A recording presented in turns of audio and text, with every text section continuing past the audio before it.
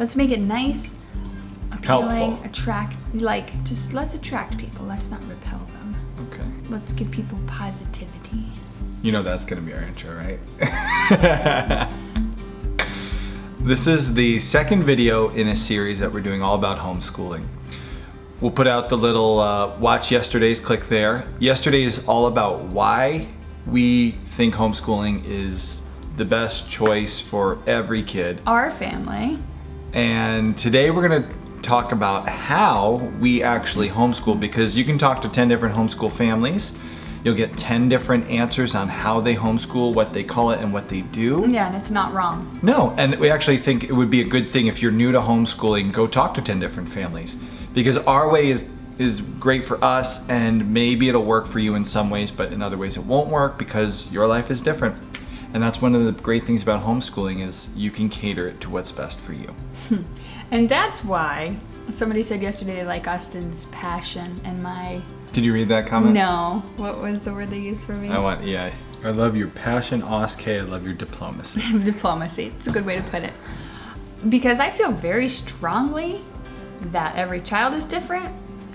Every parent is different. I feel this way about diet or whatever. The way you should live your life is so individualized to you.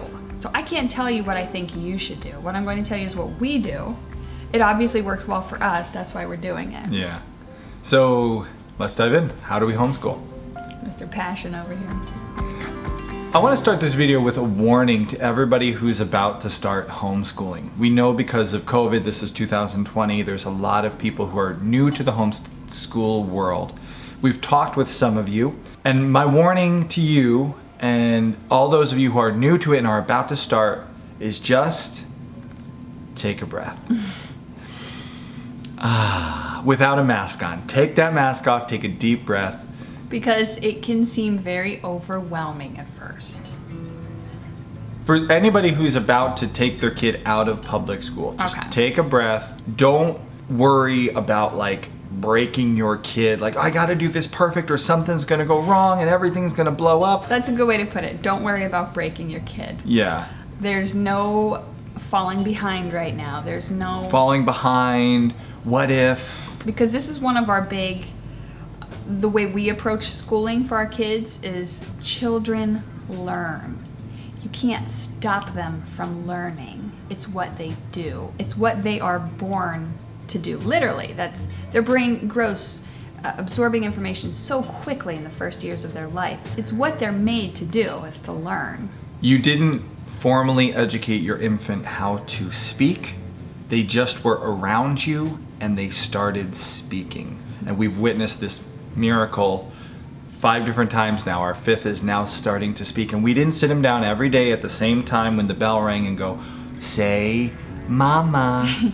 say go. Mama. That's what he says, go. He says go. When he points. wants to go. Go, go, go, go, go, go.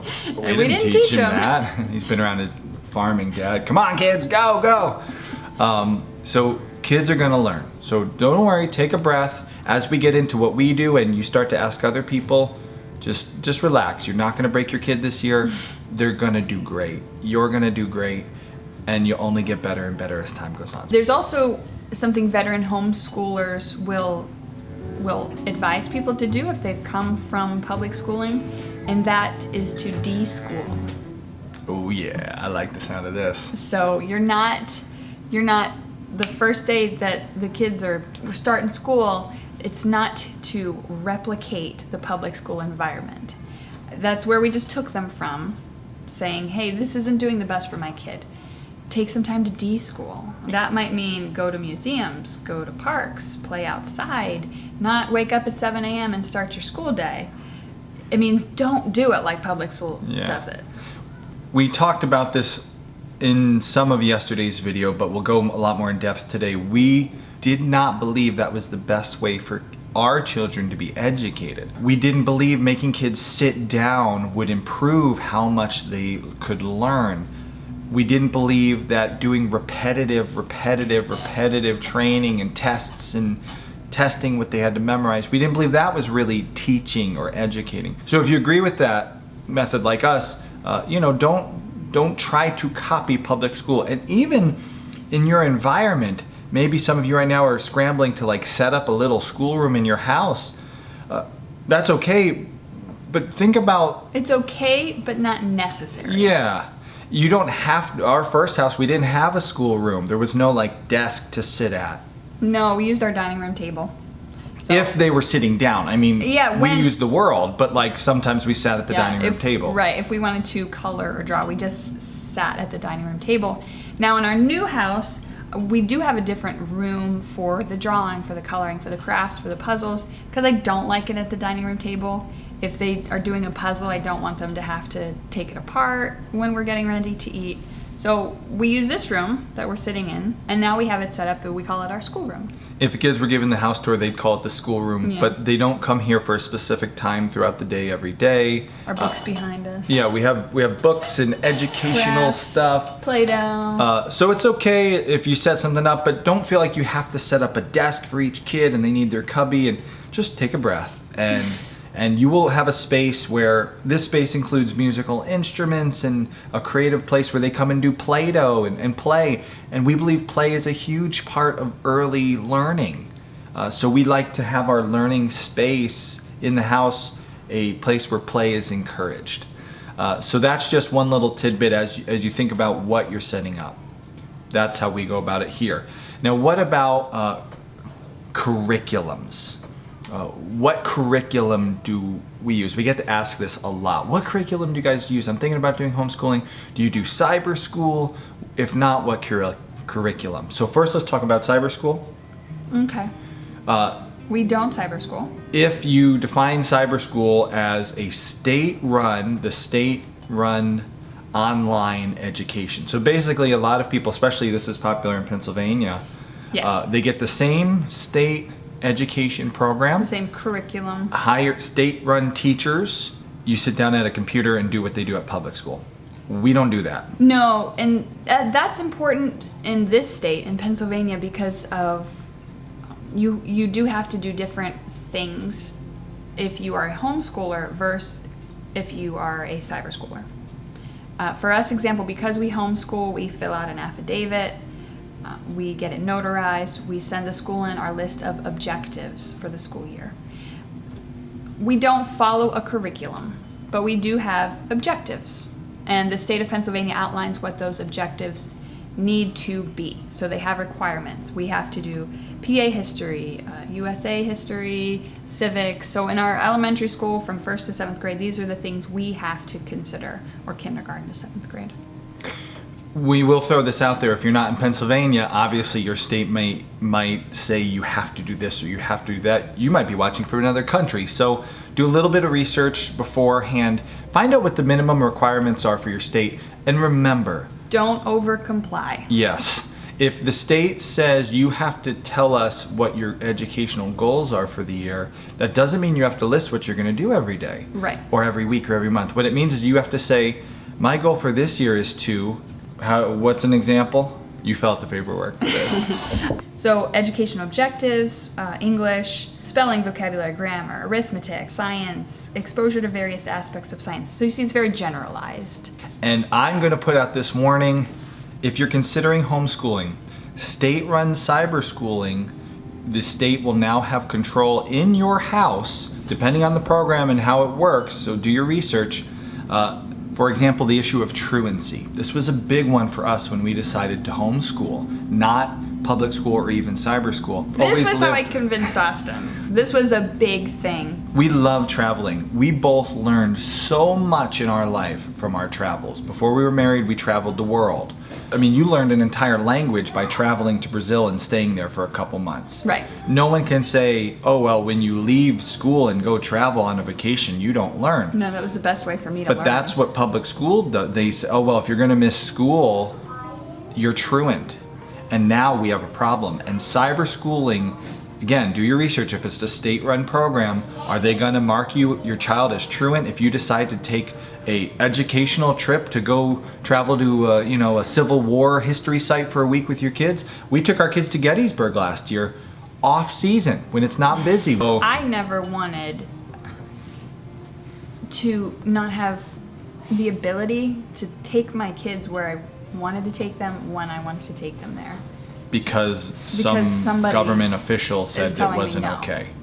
No, that's As the parent, I know where and when I can give my kids the best education, better than anybody else. Absolutely. So to tell me, like, no, you can't take them to Gettysburg because they need to be in school to learn. they're going to miss a couple worksheets that week in their math and history and social studies. And so we do not cyber school. We don't really consider that homeschooling personally. That's public school at home. Yeah, legally in Pennsylvania, that cyber school is a different thing. So we're proponents of homeschooling. This video is not about why you should cyber school with a state-run program. There are online education programs which are really awesome and not state-run and free.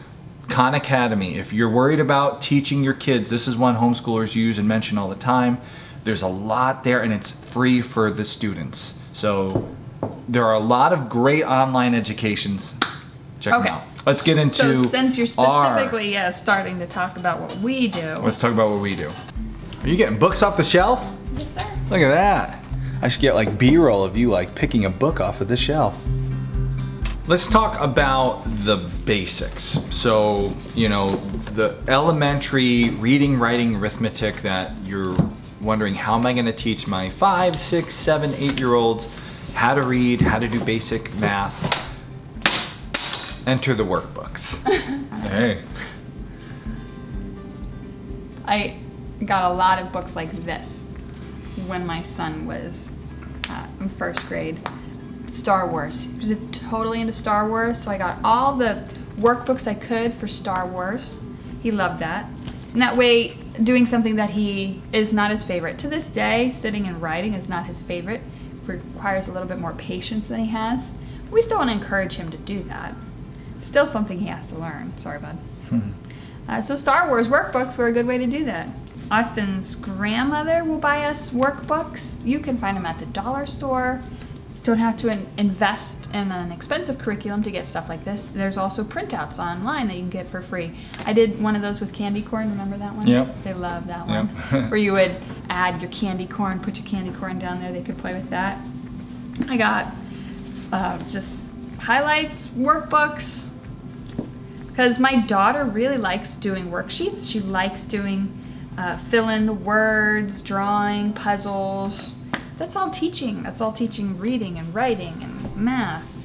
Okay, I'll show you the first book I got when we started homeschooling, my oldest. I went this route because I was very overwhelmed by how many homeschool curriculums there were out there. And I didn't want to spend a lot of money on one curriculum and kind of be locked into it for the school year. So I started out slowly listening to recommendations from other homeschooling moms that they gave me. And we started with one book called 5 in a Row. Because you get books from the library, you use one book 5 days in a row and it teaches you art, math, science, social studies. It's really cool. The second book I bought upon further recommendations from homeschooling moms was Teach Your Child to Read in 100 Easy Lessons. This book was great for teaching my son to read. He's always needed a bit more one-on-one with this kind of thing than, say, my daughter. We started this when he was 5 because at 5 children should be reading. That's what Wink, wink. That's what I believed. Yeah, for people who are listening and don't get the facial expression here. That's what we were told. Okay, in kindergarten they're going to learn to read. So make sure he's reading in kindergarten. Okay, we'll teach him to read. We sat down with this book and we started. We didn't want him to be behind. No. Oh, heaven forbid my child's behind. That's another quote unquote, right? And we sat down, we started, and he hated it. He just fought it. He hated it, I hated it. It was a miserable experience for both of us. So we pushed through, we slogged through a couple of lessons, and I finally stopped. And I thought, the whole reason we're doing this, homeschooling, is so he doesn't have to be sitting down forced to learn. And so I stopped. And we gave it 6 months. And I gave it some more time. We came back to it again, and he picked up on it so quickly. And he enjoyed it. So I enjoyed it. And he learned to read.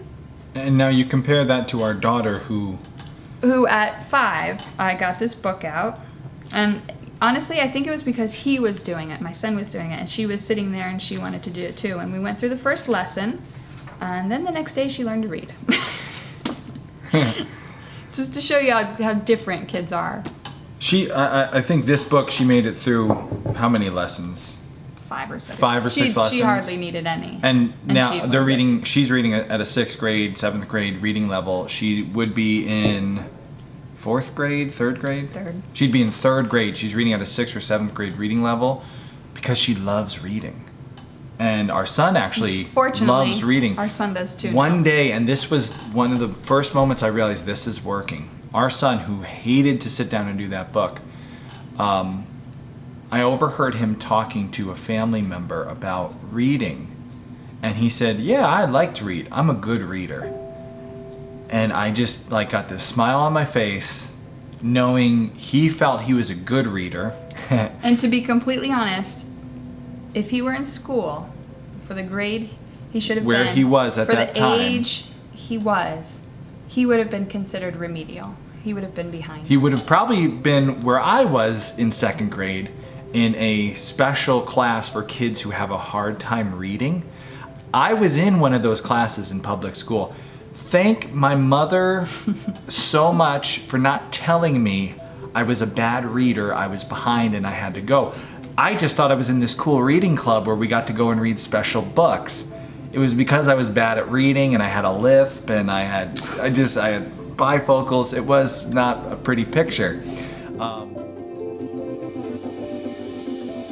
So I'm sorry you were in special reading classes. Well, I'm not sorry. No, it worked out good. Everybody needs something different, right? So Yeah. So if you have your child and you're giving them that one-on-one time and attention, you can say, we'll back off on this for now and we'll come back to it later. And I think so much of the way public education works, by the nature of trying to teach 30, 25 children all in the same room, the same thing at the same time, you take the kids who are advanced in areas and you back them down, and the kids who are slow and you kind of just cut them off and you keep moving. And the kids who are failing, their education becomes so focused on you're behind in this and you're behind in that, when really I feel your child's education should be focused on you're interested and good at these things, blossom. Yeah. Not that we're going to completely ignore the fundamentals in something else, but work them in. You can work them into things they're passionate about. Yeah. Are we ready to talk about the that? next? So how do we get our children, how do we work in things that they are not maybe super excited about, making sure they at least have a fundamental, because we do agree kind of a good fundamental education will help them. While we don't think they need to be masters in everything at 18, good fundamentals will help them understand the world around them.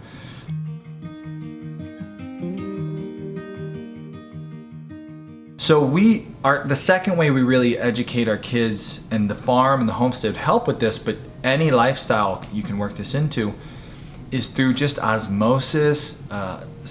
Taking something they're passionate about and kind of letting them just do a deep dive into it. We always say this is another issue we had with public school is you would be in a class you love for 40 minutes, 45 minutes, okay, it's done. Even the bell goes off and you gotta go. a 90-minute class, you still only get 90 minutes to really do a deep dive, but we find something our son's interested in, for example, he just loves it, so he has books on it, he'll read it, wants to make a map about it. Austin said the other day he looked at something he had written, our son, and said, wow, that is the nicest writing I've ever seen you do. He had done this little calligraphy because it was something he wanted to make really nice, something he was interested in. We work a lot of education into their passion. So our son, if you sat down and said, you're gonna learn fractions today, he would be twitching in his chair real fast. So would I. Yeah. But baking is something he loves to do. He loves to bake. So baking involves lots of fractions. You have a whole cup, you have a half cup, you have a cup and a half. And the beautiful part about baking is if he wants to be good at it, he will see the value in learning fractions. The first time he made a batch of cookies and he did it too fast and he didn't slow down and really understand the fractions he was working with, and he didn't put a cup and a half of sugar, but instead he just put a half cup because he just quickly looked and kept going, and the cookies weren't as good as they would have been because they had less sugar. Now fractions have an importance in his life that they never did before, and he'll never ask the question that I know a lot of you asked sitting in school, why am I learning this? Yeah, why do we have to know this? He knows why fractions are important, and we find working their passions, what they're interested in, you can bring elements in all over the place. What's an example with our daughter that we were just doing recently? History. Yeah, she says she doesn't like history. She'll tell us she doesn't like history.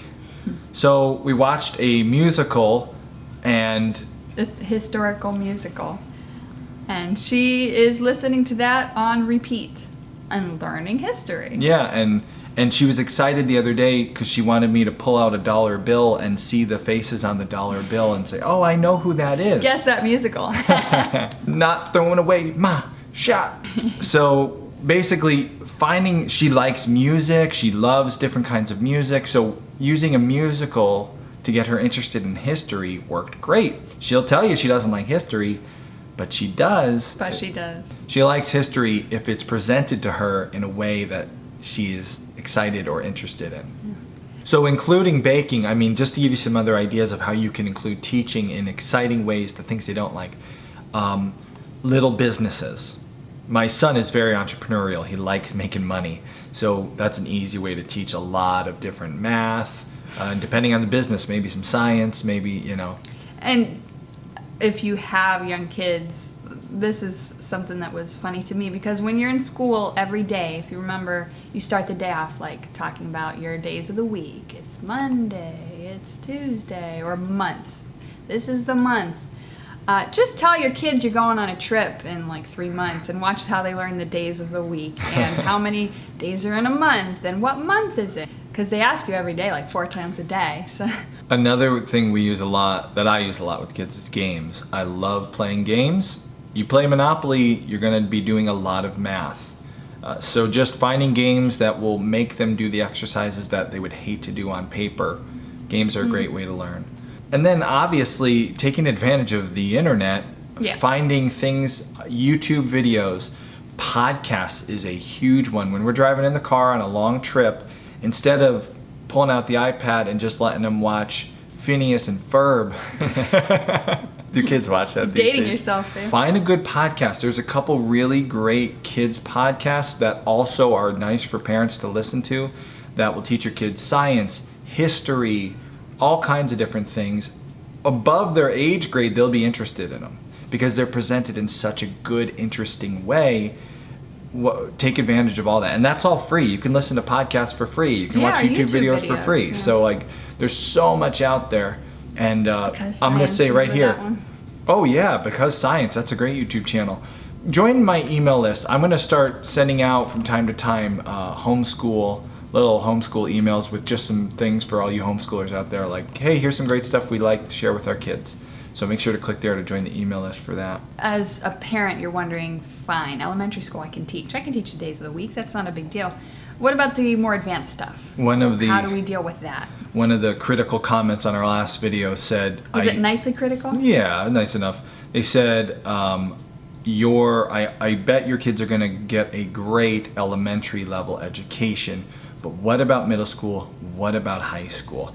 How do we teach? And we haven't yet started in middle school. We're approaching now age, but we haven't gotten into these more in-depth concepts. So great question. How do we plan on teaching those more in-depth things? You can't teach, algebra through baking very easily. My opinion of high school doesn't vary from my opinion of elementary school. I still don't think high school, sitting in a classroom, is the ideal way to learn these things. Because I was in high school and I didn't learn these things. Even though I passed the subject and I passed the test, I cannot do algebra. I do not remember it. I never understood it. And I was a very easy student, right?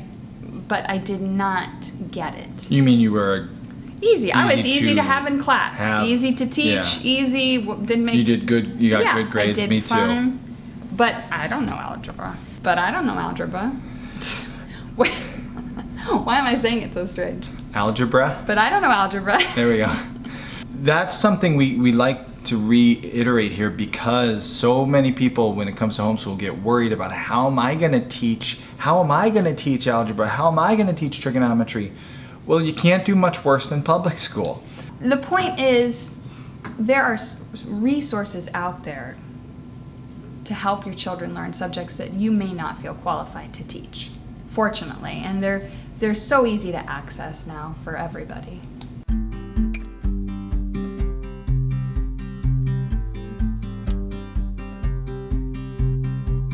Our homeschooling includes workbooks, library books. As far as books, we don't have a specific curriculum. And we use things the kids are passionate about to get them involved, to see the practical application of things that we're teaching them. And third, everyday life.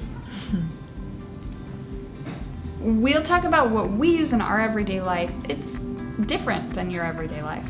So use what's in your everyday life. We have a farm with animals. A lot of the time we're talking about reproduction with them, genetics.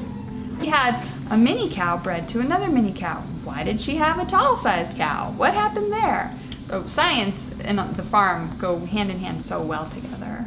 We did get a lot of comments. This is easy for you. You have a homestead. You both work from home. It'd be nice if I could, but your children can learn everywhere all the time. And whether or not they can learn high-level mathematics while driving down the road or not, I would argue they could, because you could be listening to a podcast that teaches that.